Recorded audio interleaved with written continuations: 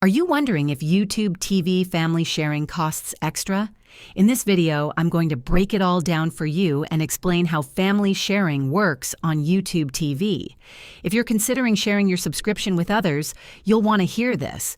No, YouTube TV family sharing does not cost extra. It's included as part of your standard subscription. With one YouTube TV plan, you can create up to 6 individual profiles, each with its own personalized settings, DVR library, and recommendations. This makes it easy for families or roommates to share a single account without mixing content. Additionally, YouTube TV allows simultaneous streaming on up to 3 devices at once, so multiple users can watch different shows or games at the same time. There are no hidden fees for adding extra profiles, making it a cost-effective option for households. If this video helped you understand how family sharing works on YouTube TV, please give it a thumbs up and subscribe to the channel for more helpful tutorials.